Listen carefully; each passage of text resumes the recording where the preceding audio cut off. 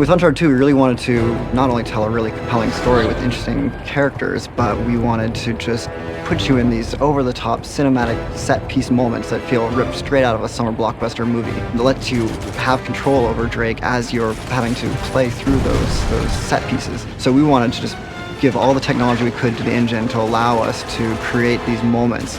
What the hell are they doing? On PlayStation 3, for our first game, we were using probably only 30% of the power of the cell, and this time we're like getting close to 100% of like using all the power of the PS3, and how can we use it just to make the game look just beautiful and have better gameplay and just more everything over the top and all that stuff. Uncharted 1, when it was a hard project because we had a lot of new IP, new team, new system, new engine, new everything. I would always say Uncharted 1 was like doing brain surgery with a chainsaw. In Uncharted 2 is a totally different beast.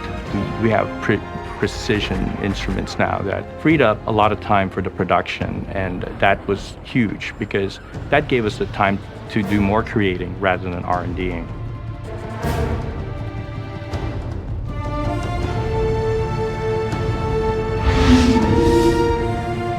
In Uncharted 2, we integrated use of the Havoc physics engine, as opposed to a proprietary physics engine we wrote for last game. We were able to do a lot more things we couldn't do last game. We can have light fixtures hanging up the ceiling that are dynamically reacting to events that are going on around you. We have destructible cover all over the place. What we want to do is blur the line between the pre-computed physics stuff that we pre-process in our 3D software and the stuff that's happening live in the game is dynamically reacting to explosions and gunfire. And our goal is to have those two things coexisting without ever betraying what's going on behind the scenes.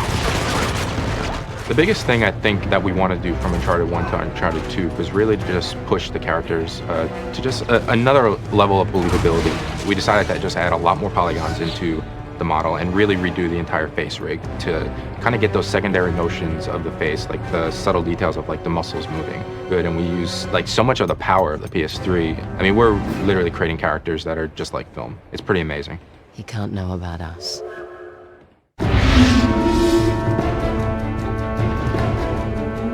We often talk about moments in the development of Uncharted, but they're these iconic images packed with drama and a spirit of adventure, and so the train was definitely one of these.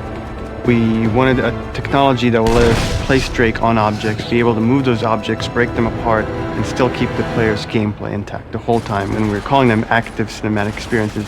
You're fully in control of Drake while something big is happening. Like staging a battle on the roof and inside of and on the sides of a train that's speeding through the Himalayan countryside. That represented really major hills for us to climb in terms of technology, and then how we would develop the gameplay scenarios inside of those spaces and using those technologies. But they're so instrumental, they're so fundamental to the game that Uncharted 2 has become that we're very glad that we chose to do those things. Oh, crap!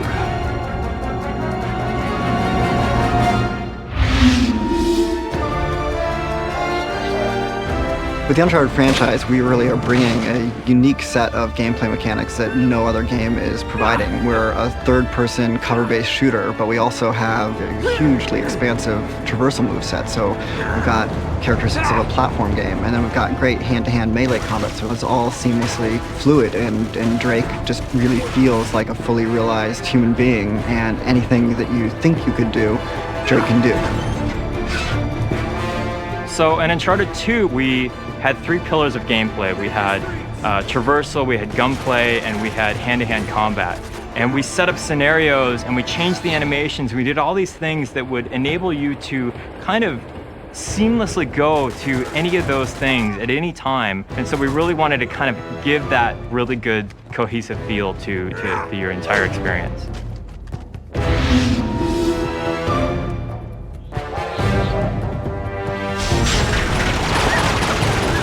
We could not have made Uncharted 2 without having made Uncharted 1. We had such a foundation, such a great base to start from that we built everything on top of.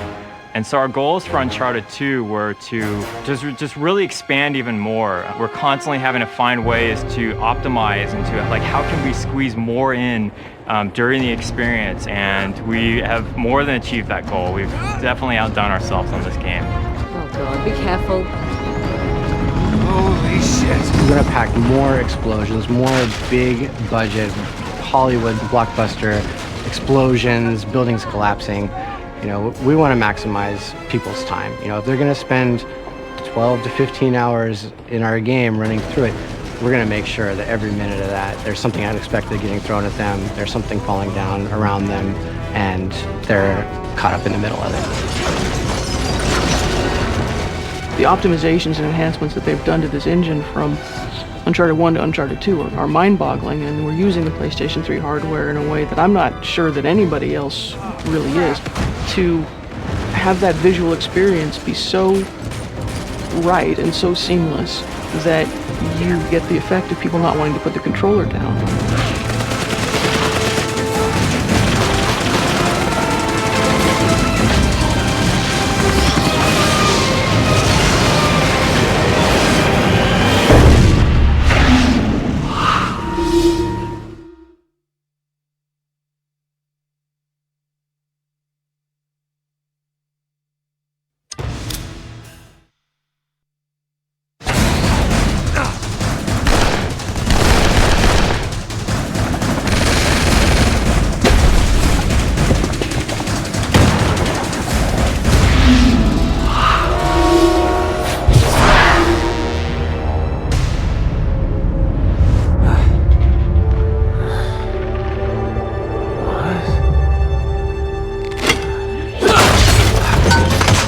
We faced a huge number of challenges in making Uncharted 2 Among Thieves.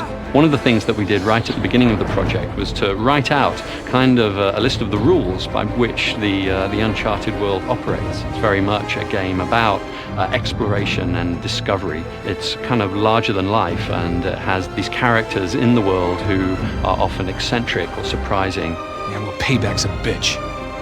We have challenges in all fronts. It's how do you create a grounded character in a grounded setting, trying to get the pacing right, not only in the story and the cutscenes, but in games, so they actually start playing the way that we're drawing them in the story. They need to look and react that way in the game as well. When we set out to do the sequel, we just wanted to even do better at capturing that active cinematic experience, which is really, for us, capturing the charm and action and adventure and spirit of classic, action adventure that we all love, and making it interactive, so that anything we could do to make that experience in the player's hands, we wanted to improve from the first game to the second. And I think that's why we get the effect of people not wanting to put the controller down. They want to see what's going to happen next, and they're emotionally invested in what the characters are doing.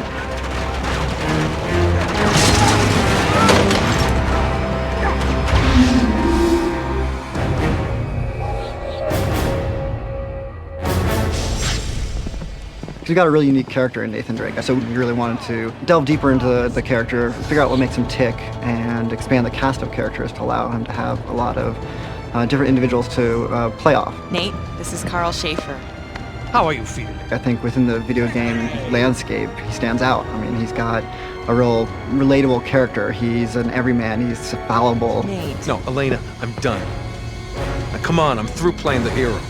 We knew that we wanted to expand on his character, to explore flaws and conflicts without losing what we thought was at the heart of our story, which is humor and charm. Yeah, good luck, pal. I mean, that's almost impossible to... Oh, you did it. Nice. And, there's even elements of romantic comedy, which I think is unusual in games. If it makes you feel any better, my relationship with Flynn is strictly professional.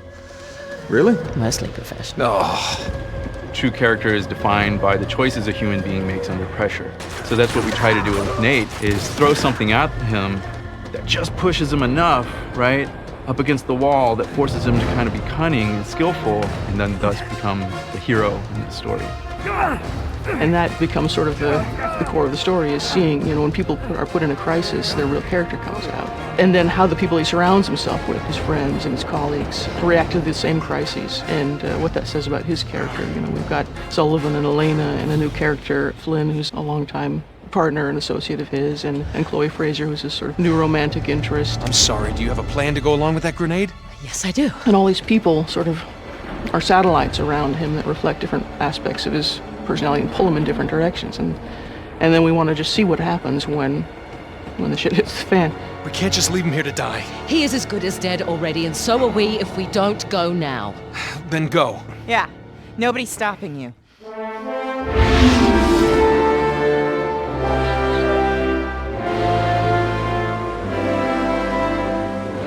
Uncharted has always been grounded into reality, and we try to thread the fiction and reality. We try to push it as much as possible to the fantasy, but it's still believable. We've always wanted this very lush and colorful world. We want just vibrancy in all of our textures, detail. It's just all about detail, detail, detail. Some of us actually been to the Gompas in Nepal and Tibet, and we look at the location and the culture and how rich the architecture is, and just how they've developed their culture and the colors and the design. And sometimes reality is better than almost anything you can create. The big picture and the details. You can't have one without the other. So we'll do a variety of different types of concept art. We'll start off with sort of the big production paintings that give you the breadth and scope of what the level's supposed to look like. And they'll do tons and tons and tons of pages of, what do the pipes look like? What does this look like?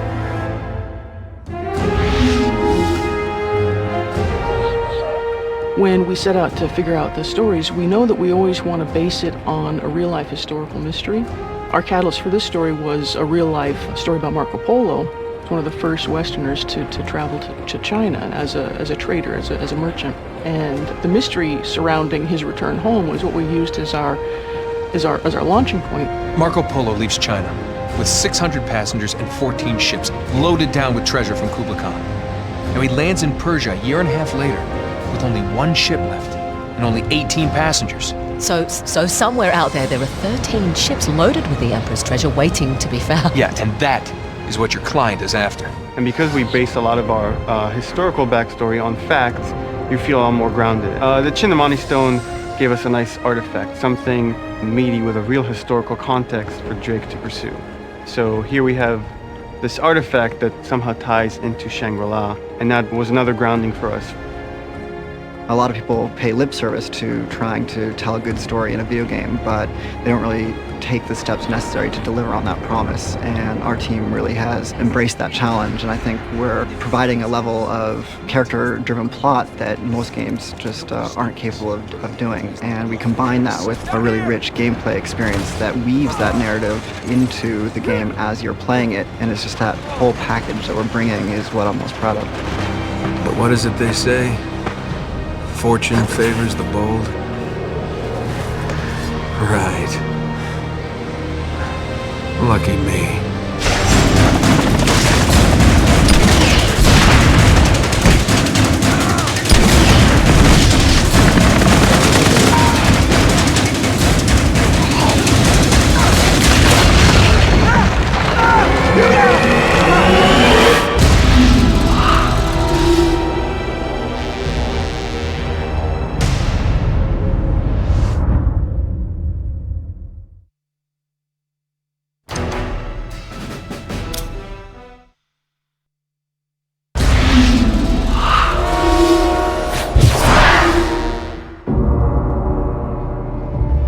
Find the remains of my expedition and you will have your proof.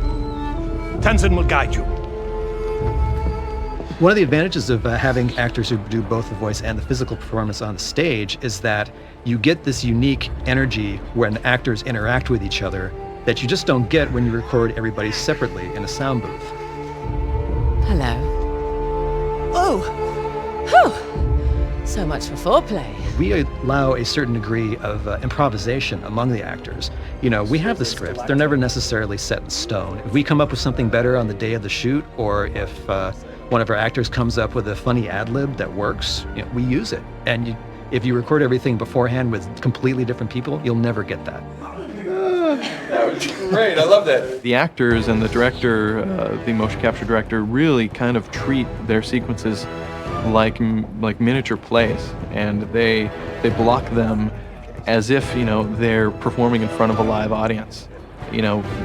but because there is no real camera there. There's, virtual cameras all over the place. A girl can hit harder than that.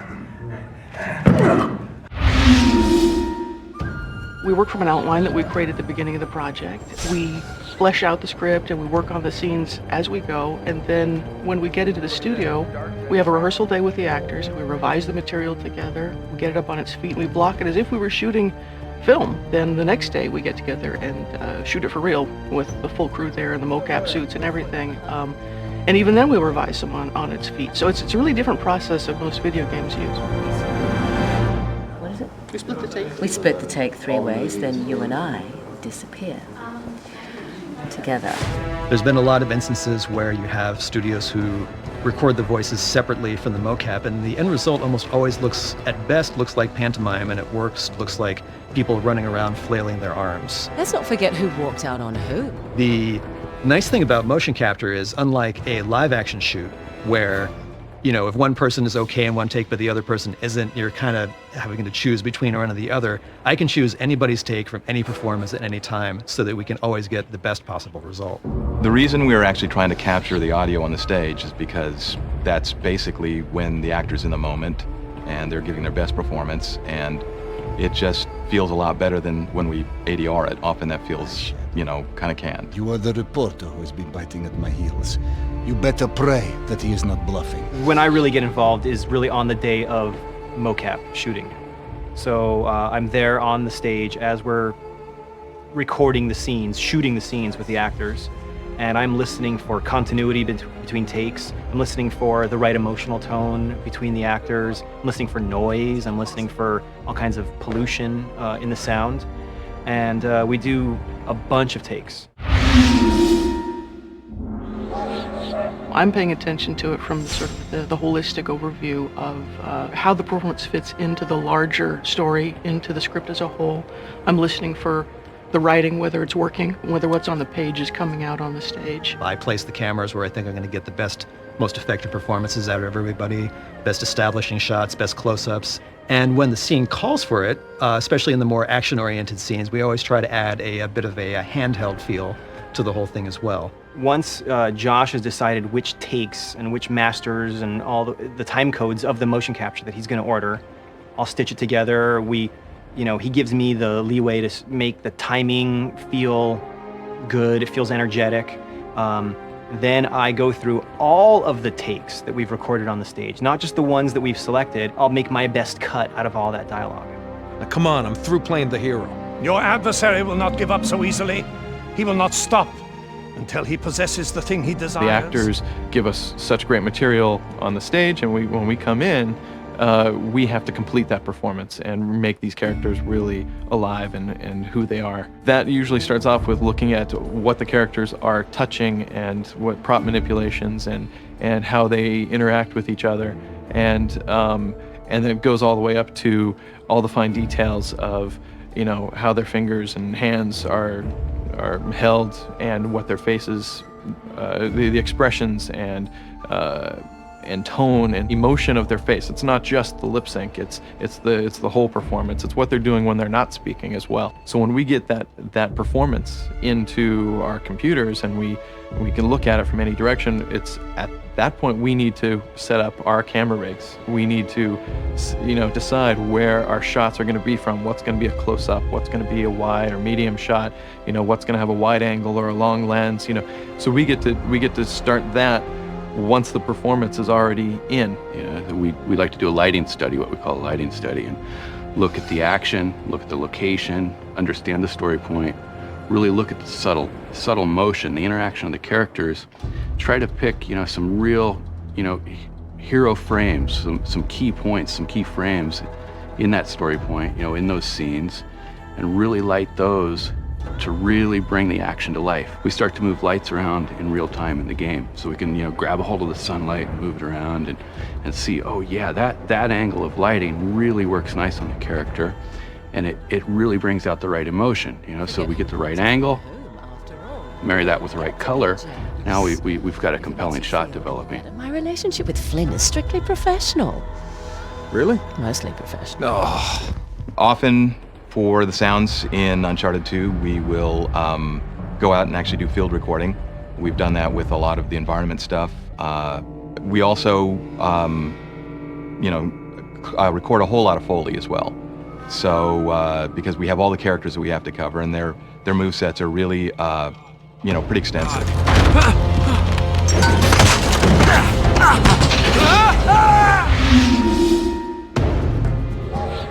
Well, since our goal is to make sure that this sort of cinematic experience that we're providing, both interactively and in terms of the pre-rendered cutscenes, is as seamless as possible, we wanted to make sure everything happened within the same rendering engine, which is our game rendering engine. It's awesome. I mean, it's amazing because, you can play the game, segue right into the cinematic, use the game engine to light these cinematics, bring them to life, and just make it really, really immersive, using the game engine. Just one goes into the other and out, and so continuity is just there.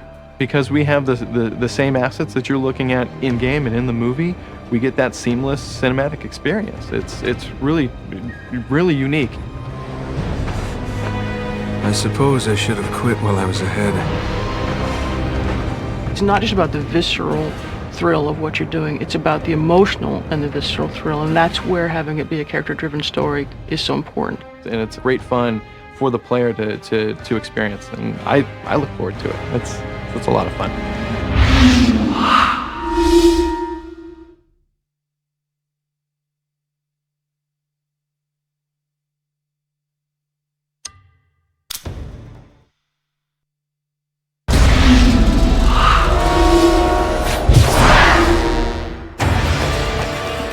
The biggest challenge we got when we started was like animation. I mean, everybody's been raving about our animations on the first one. We've been pushing the boundaries even further, like on Uncharted 2 Among Thieves. And we're like, okay, that's great, but how are we gonna make that work online? I remember I got really excited when I got on my monitor like 2 drakes running around. I called everyone in the office, say, hey guys, come on over. And like everybody like saw right away the potential. We were like, okay, that's huge. We spent a lot of time working on our technology to just bring animations across the network so that you can see the other players at the same quality you would see just like NPCs or enemies in the game. Now we have all the fluid animations, all the climbing, all the jumping, all the special moves are all in the game, which is really awesome. We really pushed the boundaries. We tried new things nobody tried before. Everything that we do in single player shows up in multiplayer. You can see player movement as detailed as possible, like you will see them if they were like next to you.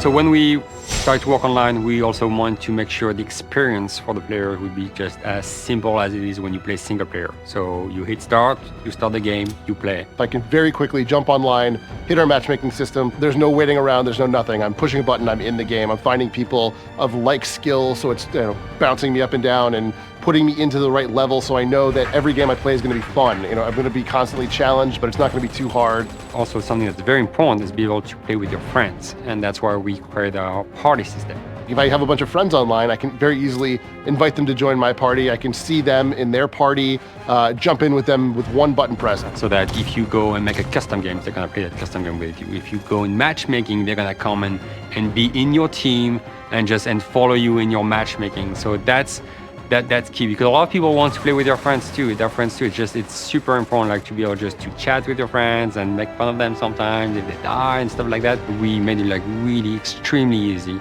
So I'm sure people are gonna use that feature a lot.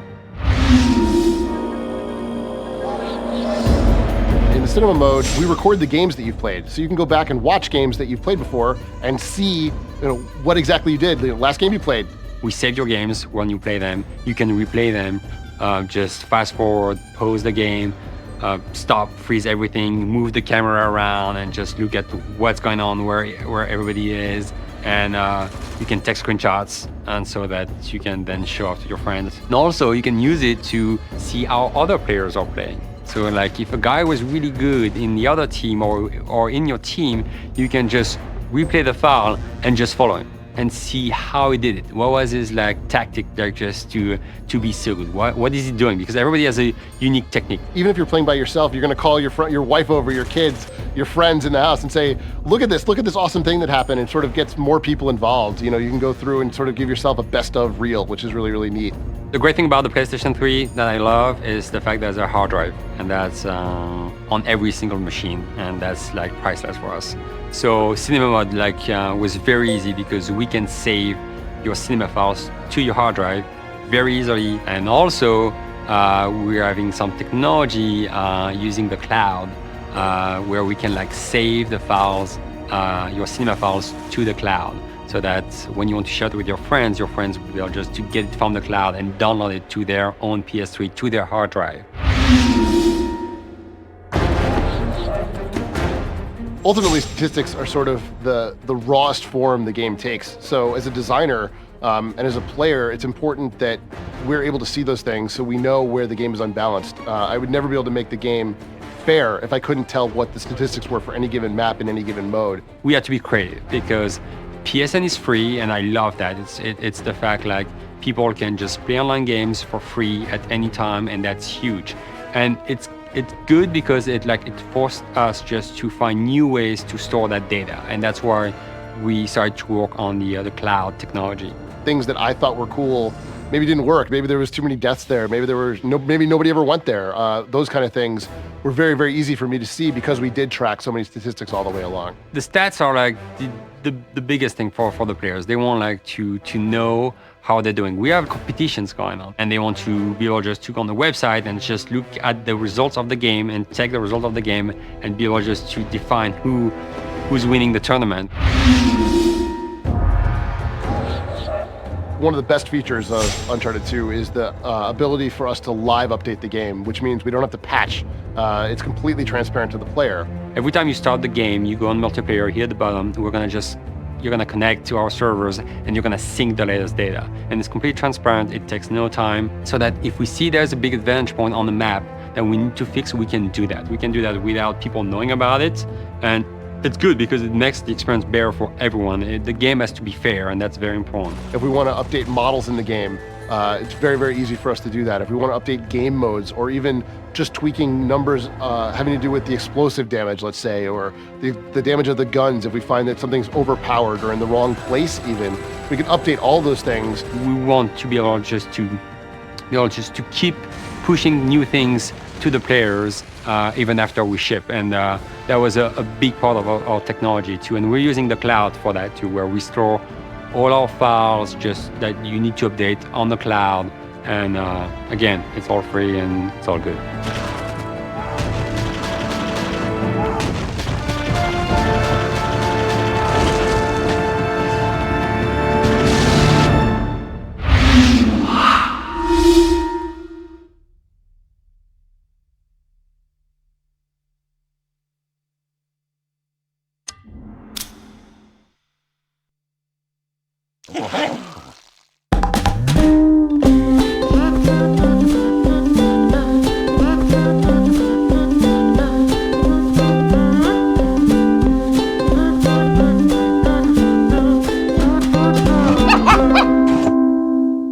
Welcome to Naughty Dog.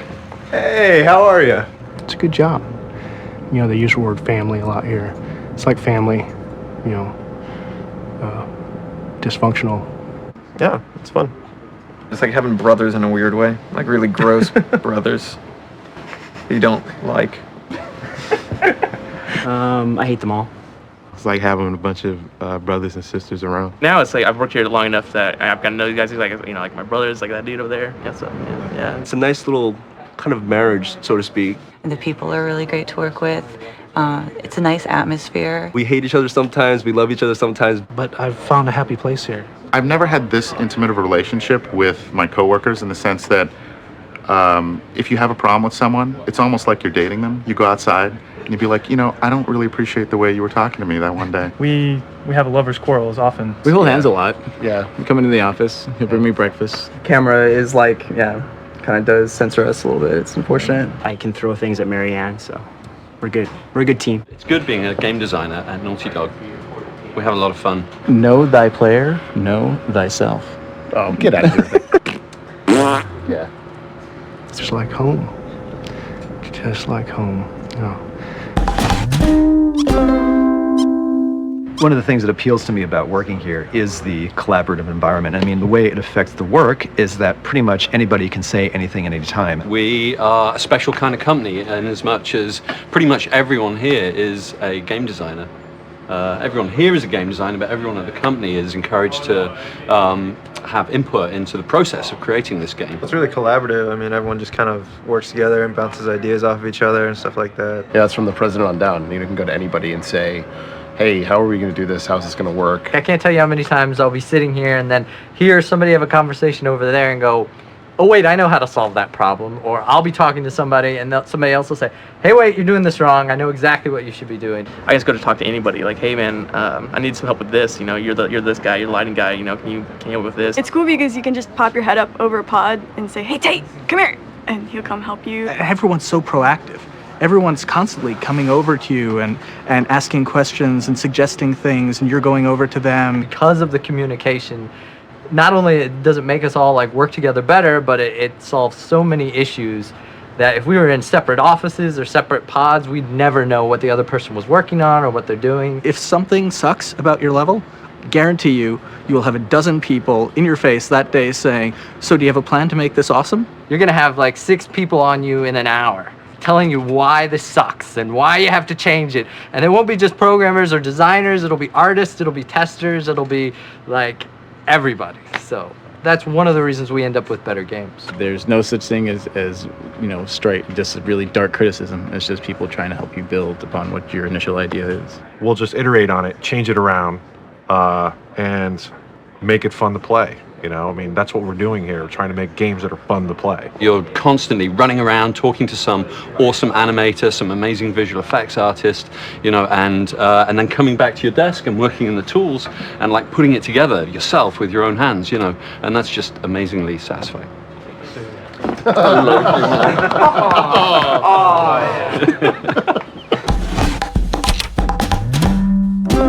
It's a privilege and a pleasure to work with everybody here because they're, you know, respected in their fields. They're very good at what they do. Everybody here has 3 things in common: talent, determination, and passion. Naughty Dog is just made up of many, many extremely creative people who are, I think most importantly, really concerned about getting their own work looking as best as it can. We recognize everybody's strengths and we leverage everybody's strengths. They've collected a bunch of people that are, you know, really competent and really good at what they do, and they, as much as possible, try and stay out of their way and let them do what they do. I haven't met a single person at this company who doesn't know what they're doing. When I found out that I got my job at Naughty Dog, I freaked out. I called everybody, I screamed, I jumped around, I danced. It's really hard to get a job here. So once I was able to get a job here, I was like, yes, finally. There's a lot of egos too, just like any place, and there's a lot of talented people, and so that's going to mean a lot of egos. And I think everyone has a mutual respect. Last game, our level of cinematics were here, pretty high, I think. And then I think this game, our cinematic level is going to be up here. Camera can't get that high. We have an awesome programming team who gives us the tools that allows us as artists to take our creativity as far as it can go. They're not completely focused exclusively on the technical implementation. They want to know why they're doing it. They want to know how it's going to make the game better and how it's going to be awesome. To be able to do multiplayer came about from people experimenting with technologies themselves in their own time, and then it was like, oh, we can use this. Programmers know it. They're designers. They don't need that from us, which is amazing. It's incredible. And it also makes us feel like frauds. Well, it's different from a lot of places. There's not a whole lot of structure here. There's not a whole lot of hierarchy. We really try to break down the hierarchy so there's not all these kind of levels of like, oh, well, he's somebody, so he can't say this and da-da-da-da. You want to just go directly to the person who knows what they're doing, so you don't have to go up the hierarchy and down again. You just go straight there and get it done and get it fixed much faster because of that. All of them do work. No one's a suit here. So you respect them because they know what they're talking about. People who tell us what to do are the people who are actually creating the game themselves. So it's good because they know They know what they need. It's run by artists and programmers and people that care about what they're doing. And there's not a lot of bureaucracy. There's no meetings. It's just, if you need something, you go get the designer and say, hey, here's what I'm working on. Does this work for you? And they say yes or no, and they give you feedback and you change it, and that's it. We have no producers. That really gives me a lot of freedom. Also, a lot of responsibility. I'm really in charge of my own stuff, and when shit doesn't go right, they're on my tail about it. It's like this organic thing that sort of grows in every direction by itself, and every once in a while the hand of God comes down, slaps it back, and that's kind of how we do it here, which is cool. My favorite days are like Mondays and Tuesdays, because Mondays I've got yoga at lunch, and then Tuesdays and Thursdays we play basketball. A lot of us go to the gym, basketball. We're going to be playing basketball in 20 minutes. We get free lunch on Wednesdays, breakfast and cereal and coffee, and we're in the heart of Santa Monica. This is my naughty dog. His name is Jack, and we'll bring him in every once in a while. And then suddenly your toe was being licked, and it was a little bit scary sometimes, because I thought Ryan was under the desk. It's nice. Makes it feel like home. I mean, we have a little trumpet running around. It's like, hi, trumpet. Just can't feed her too much, and she'll get fat.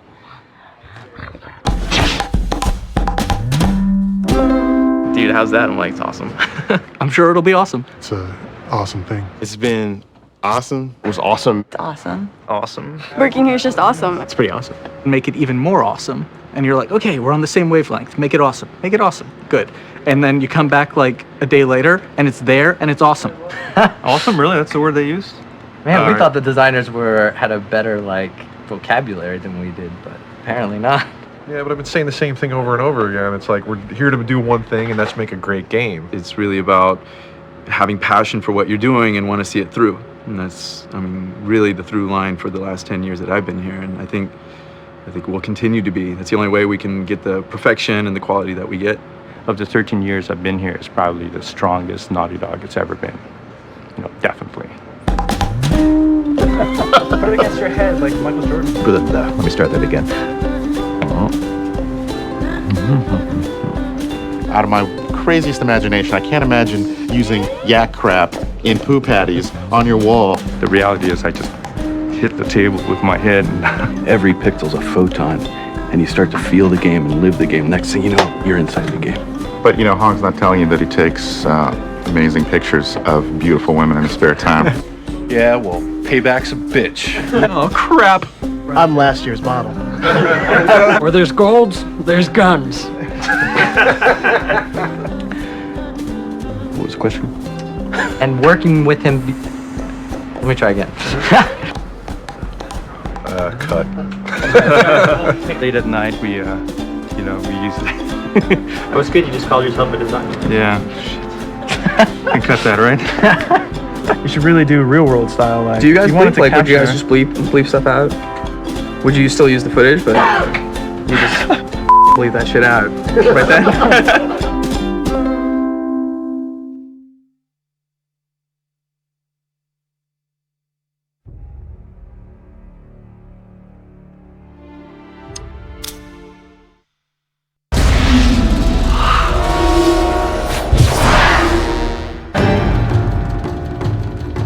For Uncharted 2, we had a little bit more time, and so we could really attack the hardware this time around. We saw a huge target in helping out the graphics chip by offloading some of the work to the SPUs.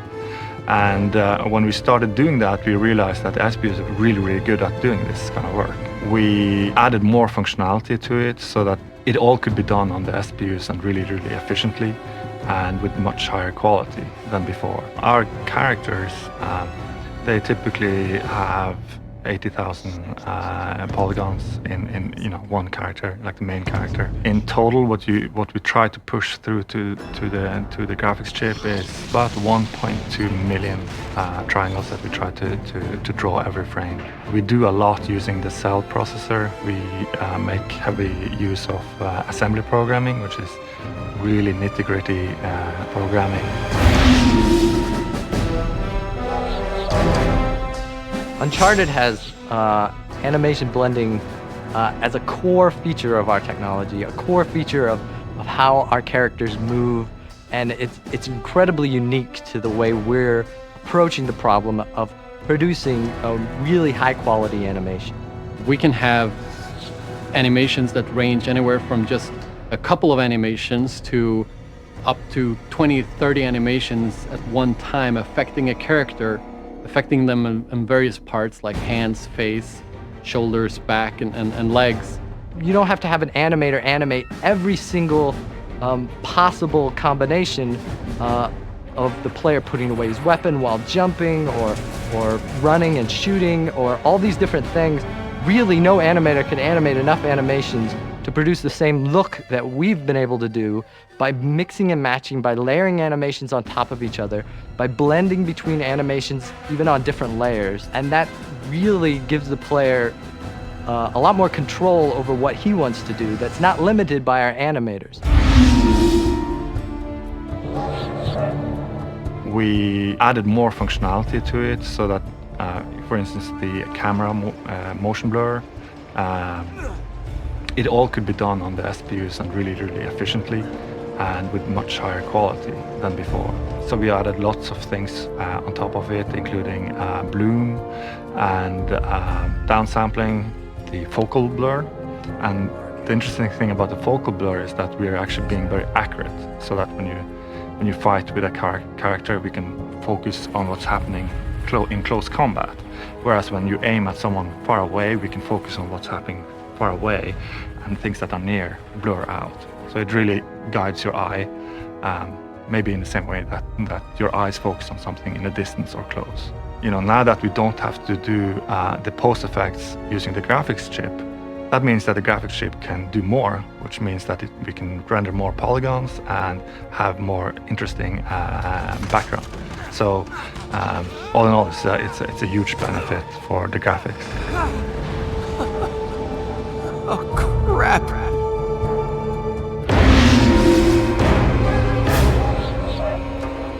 We really wanted to push the PS3, which we knew we could push even further from what we had done with the first game. And we went from 150 objects for the first game. This game, we're capable of over 500 objects in like just a couple of milliseconds. And that has allowed us to make the world come to life, to really feel real, feel like you're not in this like frozen wasteland, but really that you're in a building that's being destroyed, that you're in a war zone with everything going on around you, that things are more real than they ever have been before. And it shows, given the SPUs and just the harnessing the power of the PS3, we can now take it so much further. And Uncharted 2, we've really taken it the next step. Because our game is very much an action movie, right? So you would expect to have it look sort of like a movie. It's still stylized, but movie-like. And so we made a filmic filter for the high dynamic range, so we could play much more with the light values. It looks much more believable, and also it sort of solves a lot of the shadowing problems that you sort of expect to see. So it really puts everything together in a sort of a cohesive way. Hard to do, but the benefits are huge because you can make real magic happen.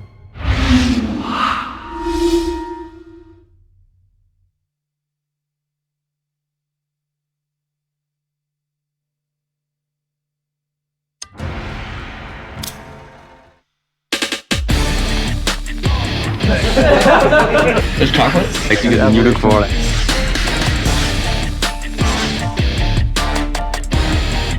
We hate management, we hate meetings, we don't like long emails.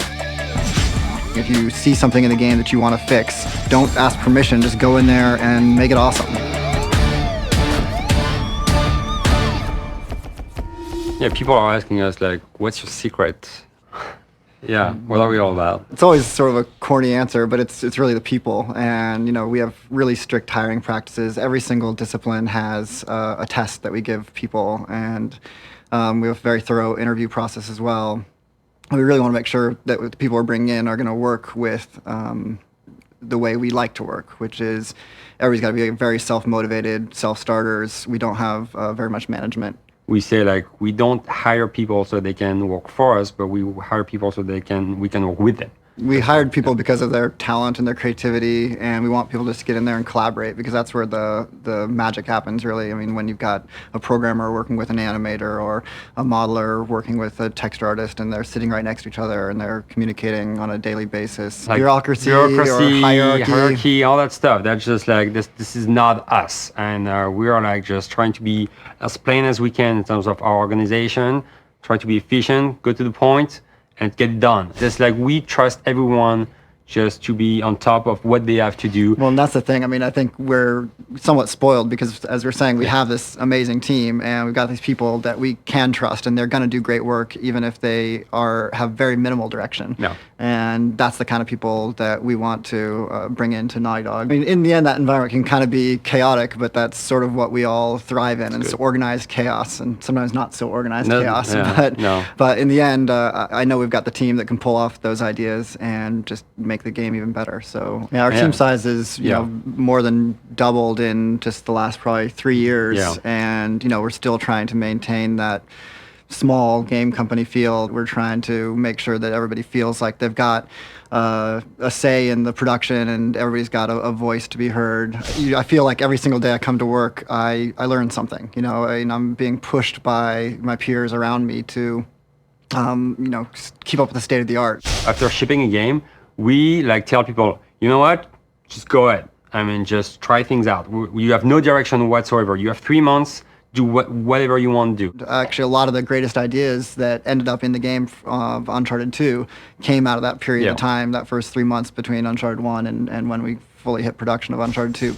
So yeah, that period of time of just being able to be creative without restriction, I think really helps the entire production process. We are very communicative with the game development community at large. We talk to other developers within Sony and even other friends in the industry, and just try to bounce ideas off them, see how they've got their studio set up. If we know great guys who are making great games, and we're gonna ask them if they want to come by at our studio, and so they can check it out. We're really open about what we do. We're trying to share it with other developers within Sony, outside Sony. Now the teams are so big, the development process is so complicated. The challenges are so different. That just having the idea is only the first step, and you've still got 99 more steps before you're actually going to be able to implement that idea. Evan comes from design, and he's still doing design work. I come from programming. I'm still doing programming work, and so everybody from top to bottom works on the game. Actually has a task that they're producing work that's making the game better. Nobody's just managing a schedule or pushing papers. We want the decision to be in the hands of the people that are doing the work. This is our first passion, and we don't want to lose that. I think we will probably lose some of the energy that we have if we can spend some time doing what's our first passion. Somehow it works, and cross our fingers. But yeah, it works.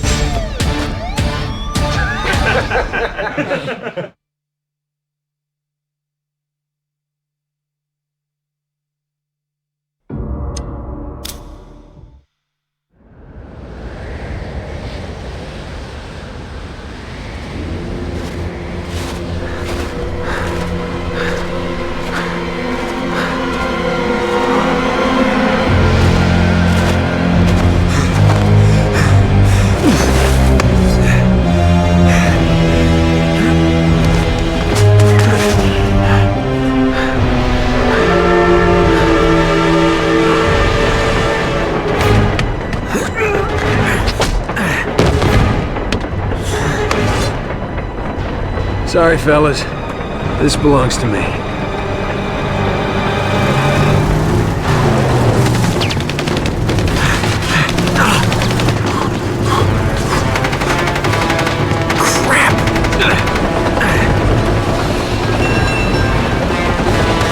Damn it!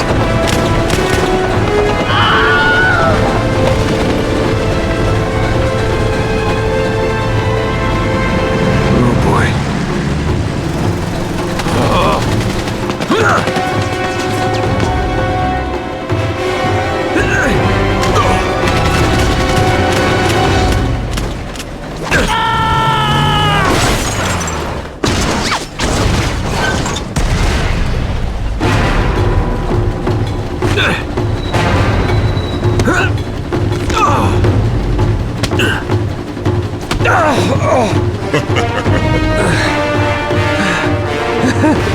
You know, I know a girl that hits harder than that.